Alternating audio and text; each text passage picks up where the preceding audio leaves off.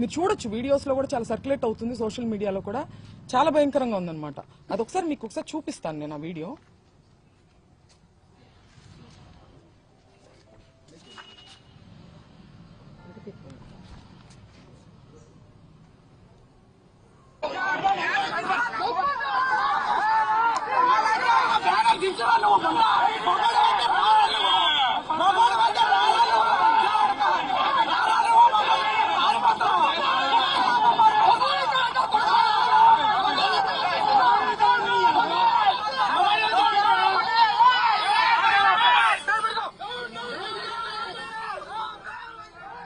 ఈవిడ ఒక మహిళ, ఆవిడ ఉపయోగించిన లాంగ్వేజ్ మీరు చూశారు. రెచ్చగొట్టి కావాలని ఎటువంటి పదజాలాన్ని ఇవాళ వాళ్ళు ఖండిస్తున్నారో అటువంటి పదజాలాన్ని ముందుగా ప్రథమంగా ఆయన మీద ప్రయోగించి ఆయన్ని రెచ్చగొట్టే ప్రయత్నం చేశారు. ఆ రెచ్చగొట్టిన ఆ హీట్ ఆఫ్ ద మూమెంట్ లో ఆయన ఒక రకంగా రియాక్ట్ అవడం జరిగింది. దాన్ని వెంటనే ప్రెస్ మీట్ పెట్టి, ఇంటికి వచ్చిన వెంటనే కూడా ఆయన ప్రెస్ మీట్ పెట్టి నేను అలా అనుండాల్సింది కాదు అని క్లియర్ గా ఆయన చెప్పారు. నేను అన్నది చంద్రబాబు గారిని కాదు, నేను నా మీద దాడికి వచ్చిన వాళ్ళని నేను అన్నాను. ఆయన ప్రజల చేత ఎన్నిక అవ్వబడినటువంటి సీఎం, ఆయన అనే ఉద్దేశం నాకు లేదు అని ఆయన వెంటనే చెప్పారు. ఇలా చెప్పే దమ్ము ఎవరికి ఉందండి? ఇంతకు ముందు చంద్రబాబు నాయుడు గారు, నేను రాజకీయాలు మాట్లాడాలని కాదు, నేను ప్రత్యక్ష రాజకీయాల్లో లేను, ఈ సందర్భంలో అది ప్రస్తావించాల్సిన అవసరం ఉంది, దానికి ఒక ప్రాముఖ్యత ఉంది. చంద్రబాబు గారు ఒక పబ్లిక్ మీటింగ్ లో మాట్లాడుతూ జగన్ గారిని ఉద్దేశించి ఆయన ఒక మాట అనడం జరిగింది, నీ పుట్టుకే తప్పుడు పుట్టుక అని. ఇది హీట్ ఆఫ్ ద మూమెంట్ లో అన్న మాట కాదండి, చాలా ప్రిపేర్డ్ గా ఒక పబ్లిక్ మీటింగ్ లో ఆయన దీన్ని మాట్లాడారు. దాని గురించి ఆయన ప్రెస్ మీట్ పెట్టి నేను అలా అనుండాల్సింది కాదని ఎప్పుడైనా చెప్పారా? ఇలాంటి ఎగ్జాంపుల్స్ ఇంకా చాలా ఉన్నాయి. కానీ రాంబాబు గారు చెప్పారు, ఆయన అన్నది హీట్ ఆఫ్ ద మూమెంట్ లో, దాన్ని నేను అలా అనుండాల్సింది కాదని ఆయన చెప్పడం జరిగింది. చెప్పిన తరువాత కూడా నేను లీగల్ కాన్సిక్వెన్సెస్ ఫేస్ చేస్తాను, నేను ఎక్కడే ఉంటాను, నేను ఎక్కడికి పారిపోను అని చెప్పిన తర్వాత కూడా ఒక ప్రజాస్వామ్యంలో, ఒక గవర్నెన్స్, ఒక లా అండ్ ఆర్డర్ ఉన్న స్టేట్ లో పోలీసుని పూర్తిగా నిర్వీర్యం చేసి విపరీతమైన దాడులు చేశారు. ఆయన మీద హత్యాయత్నం చేశారు. కత్తులు, కర్రలు. మా నాన్నగారు ప్రెస్ మీట్ ముగించుకుని ఆఫీస్లోకి వెళ్లారు. ఇది అందరూ చూశారు అక్కడ, పోలీసులు, ప్రెస్ అందరికీ తెలుసు. ఇంట్లో లేడీస్ మాత్రమే ఉన్నామని కూడా తెలుసు. లేడీస్ ఉన్న ఇంట్లోకి మగవారిని మూకుమ్మడిగా పంపి, ఈ సందర్భంలో నేను గల్లా మాధవి గారిని అడుగుతున్నాను, ఇది మీకు ఏ నైతిక విలువ ఉందని చెప్పి మీరు క్షమాపణ కోరుతున్నారు అంబటి రాంబాబు గారి దగ్గర నుంచి? నేను అంబటి రాంబాబు గారి వ్యాఖ్యల్ని నేను సమర్థించట్లేదు, ఆయనే సమర్థించుకోలేదు కదా. హీట్ ఆఫ్ ద మూమెంట్ లో నేను అన్నాను, నేను అలా అనుండాల్సింది కాదని ఆయనే చెప్పారు.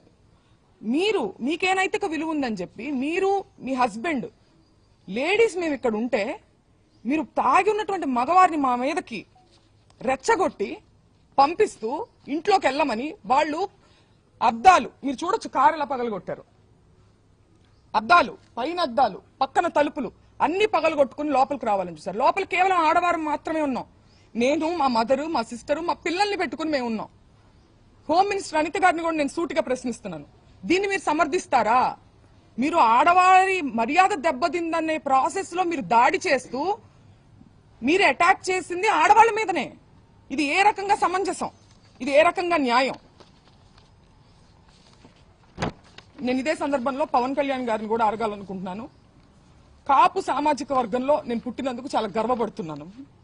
అయితే ఇవాళ మీ బలం చూసుకొని కాపు కులస్తులందరూ ఆళ్ల పట్లే ఉన్నారు అనే ఒక బలాన్ని చూసుకొని ఇవాళ కాపు మహిళలమైన మమ్మల్ని తిడుతూ, కాపు అనే కుల ప్రస్తావనతో పాటు బూతులను జోడించి, లకారాలు జోడించి మమ్మల్ని తిడుతూ స్త్రీలని మా ఇంటి మీద దాడి చేసి ఇవన్నీ పగలగొట్టారు. దీనికి పవన్ కళ్యాణ్ గారి బలము అడ్వాంటేజ్ గా తీసుకున్నారు వాళ్ళు. కాబట్టి పవన్ కళ్యాణ్ గారు బాధ్యత వహించి దీన్ని ఖండించాలి. తల్లులందరికీ ఉన్నారండి. రాంబాబు గారు తల్లిని మీరు ఎప్పుడైనా చూడొచ్చు, ఆయన ఎప్పుడు ఒక బార్డర్ క్రాస్ చేసి అసభ్య పదజాలంతో ఏది మాట్లాడరు. మాట్లాడినప్పుడు క్షమాపణ చెప్తారు, లేదంటే నేను అలా ఉండాల్సింది కాదని కూడా చెప్పారు. మీ తల్లిని అన్నది ఎవరు? పవన్ కళ్యాణ్ గారు. తల్లులనే సాంప్రదాయం ఎక్కడుందో మీ మనసుకు తెలుసు. పురంధేశ్వరి గారు మాట్లాడుతూ చంద్రబాబు నాయుడు గారు తల్లిని అన్నారని చెప్పి ఆవిడ అన్నారు. నేను చూశాను ఆ వీడియో.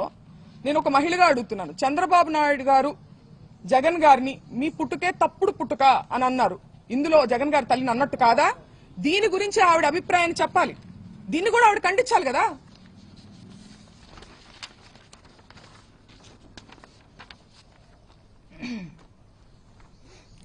ఒక్కటే చెప్పదలుచుకున్నానండి, మేము వైసీపీ పార్టీ అని చెప్పి ముద్రేసి ఇవాళ పార్టీ అధికారంలో లేదని చెప్పి మేము బలహీనులం అని చెప్పి మా మీద అటాక్ చేస్తూ ఇవన్నీ చేస్తున్నారు. కానీ మీరందరూ గుర్తుపెట్టుకోవాల్సింది ఒకటి ఉంది, అన్నిటికీ మించి ఇది తిరుపతి లడ్డు విషయం దగ్గర మొదలైంది. మేము అన్నిటికీ మించి మా నాన్నగారు దేవుడు పార్టీ నిజాన్ని మాట్లాడారు. దాన్ని డైవర్ట్ చేసేదానికి ఆయన క్షమాపణ చెప్పినప్పటికీ కూడా ఇటువంటి దాడులు చేసి భయపెట్టి ఆయన దేనికి భయపడరు కాబట్టి ఇంట్లో స్త్రీల మీదకి వెళ్తే ఆయన భయపడతారనే ఒక చీప్ టాక్టిక్ ని ప్రదర్శించి ఇవాళ మా ఇంటి మీదకి వచ్చారు.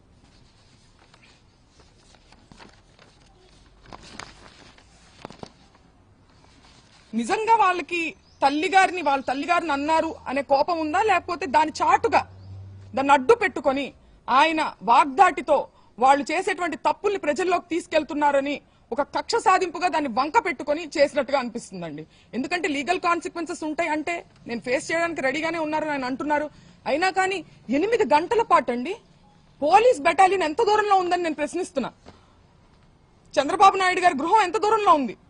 8 గంటల పాటు గ్యాపులుగా తాగి వచ్చి ఒక మహిళ అరుణైనా ఆవిడ పేరు గల్లా మాధవి వీడియో ఇవ్వండి ఒకసారి.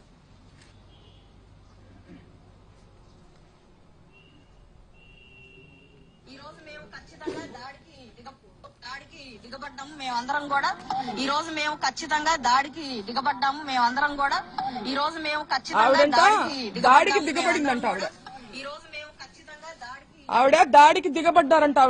ఆవిడే చెప్తున్నారు. ఎవరి మీద దాడికి దిగబడ్డారు? మహిళల మీద దాడికి దిగబడ్డారా? మహిళలతో ఇది సమంజసమా? మహిళల కోసం పోరాడుతూ ఆవిడకి నేను ఒక్కటే చెప్తున్నా, మీకు కుటుంబం ఉంది, మీకు పిల్లలున్నారు, మిమ్మల్ని పావుగా ఉపయోగించుకుంటున్నారు. మిమ్మల్ని ఏ ఎమ్మెల్యేలు అయితే మిమ్మల్ని మా ఇంటికి పంపించారో వాళ్లే రావచ్చు కదా.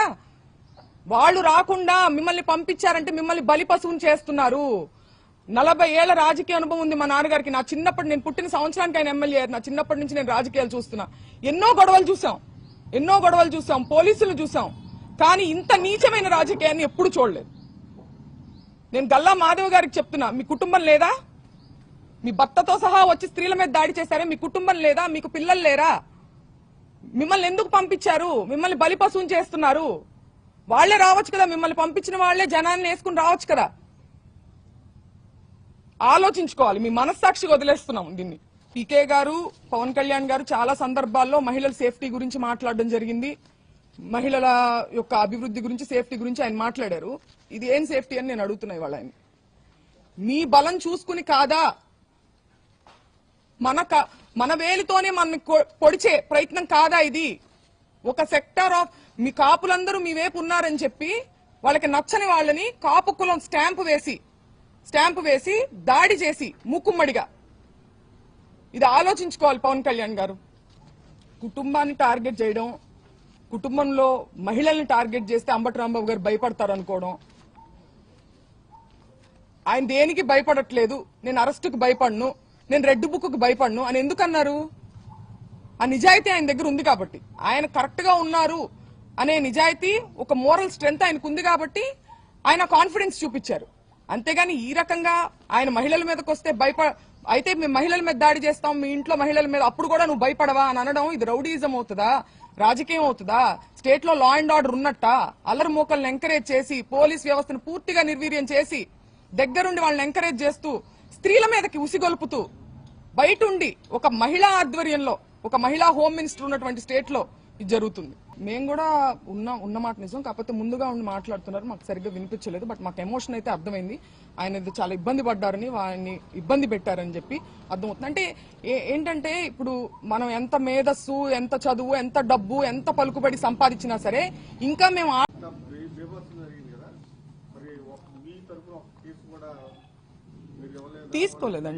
తీసుకోలేదు. మేము పెట్టడానికి ప్రయత్నిస్తున్నాం. పెట్టారు ఆల్రెడీ, ఇప్పుడు కూడా మేము పెడతాము. మా మదర్ కూడా సెక్యూరిటీకి ఇమీడియట్ గా 8 గంటల పాటు జరిగిందండి ఇది దాడి. అంటే ఏదో ఒక క్షణంలో వచ్చేసేసి దాడి చేస్తే వెంటనే పోలీసు వచ్చి కంట్రోల్లో తీసుకోలేకపోయారంటున్నా. తీసుకోలేదు, కావాల్సి తీసుకోలేదు. ఎందుకంటే 8 గంటల పాటు జరగదు కదండి. ఒక లా అండ్ ఆర్డర్ ఉన్న స్టేట్ లో ఎంత దూరం ఉంది ఇక్కడ నుంచి? డీజీపీ ఆఫీస్ కావచ్చు, లేకపోతే పోలీస్ బెటాలియన్ కావచ్చు, ఎంత దూరంలో ఉంది? వాళ్ళు కంట్రోల్ చేసుకోవాలంటే కంట్రోల్ చేయొచ్చు కదా. ఏమీ చేయలేదండి, ఏమీ చేయలేదు. మేము వింటూనే ఉన్నాము. వాళ్ళ వెనకాలే ఫాలో అవుతా వస్తున్నారు, ఊరికే కంట్రోల్ చేస్తున్నట్టుగా యాక్షన్ చేస్తున్నారు. మేము పైన బెడ్రూమ్ లో ఉండడం జరిగింది. చుట్టూ పగలు కొట్టుకుంటూ వాళ్ళు ఒక్కసారి కూడా కంట్రోల్ చేసినట్టు నాకు మాట కూడా వినిపించలే. కనీసం మాకు అన్ని వినిపిస్తున్నాయి, వాళ్ళ అరుపులు, వాళ్ళు తిట్టే బూతులన్నీ కూడా మాకు వినిపిస్తున్నాయి. అంటే మేము నిజంగా ఎక్స్పెక్ట్ చేయలేదండి. అంటే ఉద్రిక్త వాతావరణం మధ్యాహ్నం 3-4 అప్పటి నుంచి ఉన్నప్పటికీ మేము వెళ్ళిపోయి ఉండొచ్చు, ఇంట్లో ఉన్న మహిళలు మేము వెళ్ళిపోయి ఉండొచ్చు. కానీ మేము ఇంత నీచమైనటువంటి జరుగుతుంది, ఒక గవర్నమెంట్ ఉన్న, ఒక ప్రాపర్ గవర్నెన్స్ ఉన్న స్టేట్ లో ఇలా జరుగుతుందని ఎక్స్పెక్ట్ చేయాలి. ఆఫీస్ మీద అంటే తగాదా జరగచ్చు అని అనుకున్నాం, కానీ ఇంట్లోనే ఉన్నాం స్త్రీలందరం. అసలు ఎక్స్పెక్ట్ చేయలేదు కాబట్టి మేము అక్కడే ఉన్నాం, ఖాళీ చేయకుండా మహిళలు లోపలే ఉన్నాం, లేకపోతే ముందుగానే వెళ్ళిపోయేవాళ్ళం. నేను చూడలేదండి. నేను నా చిన్నప్పటి నుంచి నేను రాంబాబు గారిని చూస్తున్నాను. ఆయన రాజశేఖర రెడ్డి గారితో పాదయాత్ర చేసిన దగ్గర నుంచి, తర్వాత ప్రతిపక్షంలో చాలా సార్లు ఉన్నారు.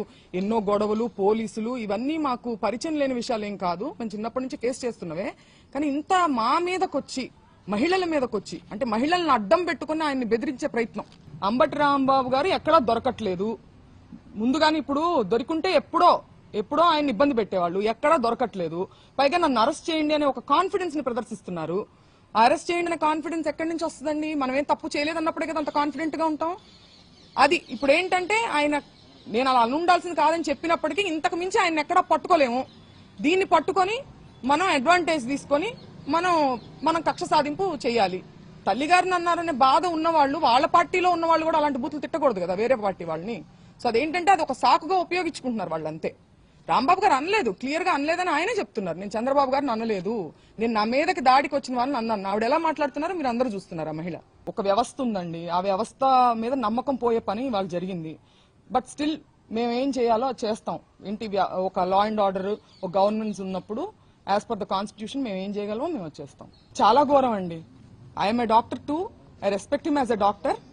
బట్ ఆయన అంత పేరు ప్రఖ్యాతి సంపాదించి, అంత చదువుకొని, ఇంకా ఆటవికంగా సినిమా చూపిస్తాము. మీరు చూపించేది ఏంటండి సినిమా? మీరు లా ఫాలో అయ్యే వాళ్ళైతే లానే చూపించింది సినిమా. మీరు ప్రత్యేకించి మీరు చూపించాల్సిన అవసరం లేదంటే మీరు వార్నింగ్ చేస్తున్నారు.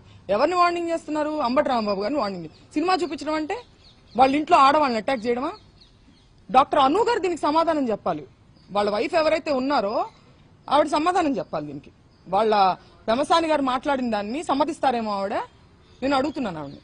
మహిళల్ని అంటే మాకు సినిమా చూపించారు వాళ్ళు, రాంబాబు గారికి కాదు. ఇంట్లో ఉన్నటువంటి మా అమ్మగారు సాధారణ గృహిణి, మేము రాజకీయాల్లోకి మాకేం సంబంధం లేదు. మాకు చూపించారు వాళ్ళు సినిమా. బహుశా ఇదే అనుకుంటా ఆయన హెచ్చరిక ఇండైరెక్ట్ గా.